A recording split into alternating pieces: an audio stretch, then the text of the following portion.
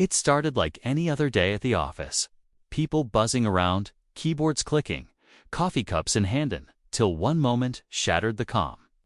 Everyone's heads turned when a cold can of Coke flew through the air and hit a quiet, simply dressed woman sitting at her desk. Laughter followed from the elite group near the corner, the loud ones, always dressed in designer labels, always acting like they owned the place. The one who threw it. That was Tara, the self-proclaimed queen of the office, known for her sharp tongue, polished heels, and habit of belittling anyone who didn't fit her definition of corporate material. The woman she targeted. Her name was Amara. Soft-spoken, wore no makeup, preferred flats over heels, and always kept to herself. To most, she looked like an intern, or maybe a temporary assistant. Tara had seen her only once before, and clearly decided she wasn't worth a second glance. But today, Tara didn't just stop at throwing the drink. She rolled her eyes and said loudly, "If you can't even keep your desk clean, maybe this job isn't for you." People froze. No one moved. No one said a word. But something about Amara's expression changed. Not anger, not embarrassment, just a quiet kind of knowing. And within minutes, the entire office atmosphere shifted. One phone call, one message, and the HR director was seen rushing toward Tara's desk. What no one in that room knew what Tara was about to find out was that the woman she humiliated in front of the entire office wasn't just another face in the crowd. She was someone with power no one had dared to imagine. And by the time the truth surfaced, Tara would be left speechless. And everyone would be watching. Just a few feet away, the other coworkers whispered nervously, unsure whether to pretend nothing happened or step in. No one really knew who Amara was. She had joined only a few weeks ago, quietly slipping into the background, never drawing attention. She didn't attend office parties, rarely spoke unless spoken to, and always brought lunch from home instead of joining the crowd at expensive lunch spots. Tara and her circle had written her off as someone forgettably an outsider in their polished, high-performance world. But the silence that followed the Coke incident didn't feel normal. It felt ... heavy. Amara simply stood up, wiped the soda off her blouse with calm precision, and walked out of the room without a word. That should have been the end of it, maybe even something to laugh about later over group chats. But within the hour, whispers turned into nervous speculation. HR hadn't just called Tara, and they'd pulled up security footage, asked for statements, and even the regional manager, who never showed up on site, was seen walking briskly through the hallway. People began digging. One intern swore he'd seen Amara getting picked up in a luxury car the other day. Another mentioned she once had lunch in the executive lounge, something only senior leadership had access to. Slowly, a picture started to form, but no one could quite believe it. Why would someone with that kind of access, someone connected to the upper floor, sit among them like she didn't matter? Tara, still unaware of what she'd stepped into, brushed off the growing tension. "They're just making a scene to scare me," she told her friends. But even they looked unsure now. The office, once loud with chatter, had gone tense and quiet, and all eyes were waiting for what would happen next. The next day, Amara returned to work as if nothing had happened. Same calm expression, same quiet presence. But something had definitely changed. People didn't know whether to greet her or avoid her. The ones who had once laughed behind her back now watched her closely, trying to piece together who she really was. Even Tara, usually bold and loud, kept her distance, though she didn't stop whispering snide comments to her group. Still, her confidence had clearly taken a hit. She was waiting for someone to tell her what this was all about, but no one did. Not yet. Meanwhile, behind closed doors, the leadership team was meeting more often than usual. Emails marked confidential flew back and forth. The founder of the company, Mr. Kareem, who was hardly ever seen on site, had suddenly scheduled a visit. That's when the rumors really caught fire. Some said Amara was related to him. Others said she was his daughter. But the real truth? No. One could confirm, not yet. One of the senior developers, Malik, had noticed something strange weeks before all this. He'd once seen Amara reviewing a product roadmap file he didn't think junior staff should even have access to. He'd brushed it off at the time, assuming it was a mistake. But now, that moment kept coming back to him. He started digging quietly, looking through shared drives and older meeting notes. What he found made him Amara's name listed as a silent advisor on internal strategy memos going back months. No photo, no title, just her name, as tensions spread across departments. Even team leads began second-guessing their behavior around her. Everyone was walking on eggshells. Was she testing them? Was this some kind of evaluation from the top? No one knew for sure. But one thing was clear. Had picked the worst possible person to target. And the consequences hadn't even started.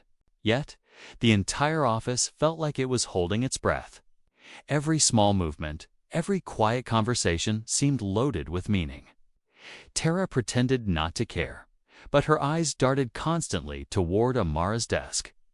Amara, on the other hand, stayed focused, typing away, occasionally taking meetings behind closed doors with people far above her supposed position. The tension built quietly, like steam in a sealed room. Then, the calendar invite came. It was sent to all department heads, team leads, and Tara. The meeting title was simple: Leadership Alignment Session. But the sender's name made hearts race. It wasn't HR. It wasn't a manager. It was from Kareem Imshiz, the company's founder himself. Most employees had never even met him, let alone been in the same room. Suddenly, everyone started talking again. Some guessed Tara was going to be reprimanded. Others thought Amara was about to be announced as a consultant. But the truth still felt just out of reach. Tara sat at her desk, clearly rattled, though she kept checking her reflection on her phone screen. She needed to look composed, like this wasn't a big deal. But her hands wouldn't stop fidgeting. Her usual supporters weren't offering much comfort either. Most had started pulling away, not wanting to get caught in the fallout. One even whispered that they'd overheard the legal team reviewing internal complaints. Meanwhile, Amara was nowhere to be seen. 10 minutes before the meeting, the founder arrived, stepping out of a black SUV and walking straight into the building. No greetings, no tour, he went directly to the boardroom. And just like that, everything felt heavier. People gathered near glass walls and peeked around corners, waiting to see who would walk in first. The moment had come, but no one was ready for what was about to be revealed. The boardroom door opened, and to everyone's surprise, it wasn't Tara who was called in first. Was Malik, the senior developer who'd quietly started putting pieces together. His name wasn't even on the invite. Confused but curious, he followed the assistant inside. Whispers flew around the room. What did he have to do with any of this? Was he in trouble or part of something bigger? Just moments later, 2 more names were called: the head of HR and the creative director. But still no Tara. Still no Amara. That's when the energy in the office shifted again. It wasn't just about what Tara had done. Something deeper was going on.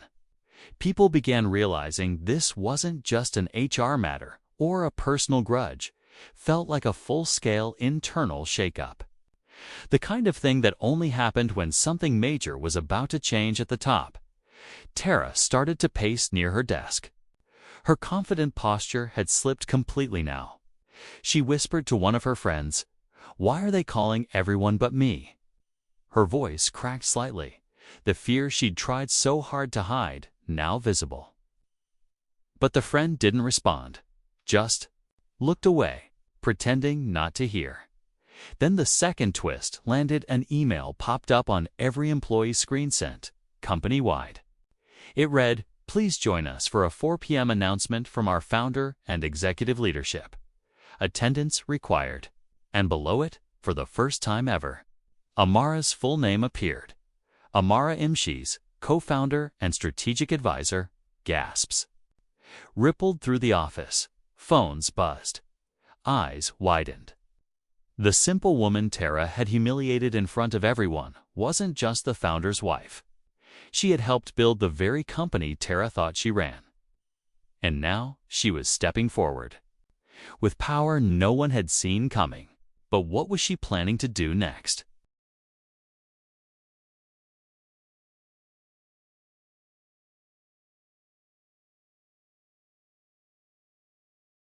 At exactly 4 p.m., the office gathered in the main conference hall. The room buzzed with nervous energy. Tara sat near the back, her face pale and unreadable, while others whispered quietly, casting sideways glances at Amara, who now stood confidently beside Kareem. She wasn't just the woman in the plain clothes anymore. She carried herself with authority, calm and clear. The entire room could feel it. Kareem stepped forward first. He addressed the room with a warm, firm tone, thanking the team for their hard work and acknowledging recent concerns around workplace culture. Then he paused and gestured to Amara. Some of you already know her. Most of you don't, but she's been part of this journey since day one. He turned to her. Amara, she stepped up slowly, locking eyes with no one and yet everyone. I didn't come here to be recognized. I came to observe, to understand the people who build this company day by day. Most of you welcomed me with kindness or respect, but some. She glanced for just a second in Tara's direction. Some forgot what leadership is built on: humility, not titles. The room went silent. She continued, "We're restructuring leadership culture. Effective immediately. Those who've contributed to toxic behavior or abused their positions will be addressed formally.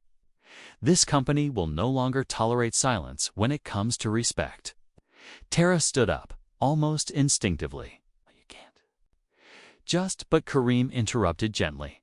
"Tara, we already did." And just like that, security appeared by the entrance. There was no shouting, no dramatic scene. Tara froze, then slowly sat back down, realization flooding her expression. She wasn't being embarrassed. She was being removed quietly, respectfully, but permanently. As the room processed the fallout, Amara offered one final surprise. "One more thing," she said, scanning the room. "Next week, I'll be launching a mentorship program open to anyone who's been overlooked. Let's start building the culture we deserve." The applause was hesitant at first, but quickly grew. Justice had been served, but not with revenge. With power, grace, and a twist no one ever saw coming. In the days that followed, the office felt like a different place. The tension that had once hovered in the air began to fade. Conversations became more genuine. People smiled more easily, and the usual cliques slowly broke apart. For the first time in a long while, everyone felt seen. Amara didn't retreat into a private office or disappear behind a title. Instead, she remained approachable, listening more than she spoke, making time for quiet employees who had never been heard before. The mentorship program launched quietly, but filled up faster than anyone expected.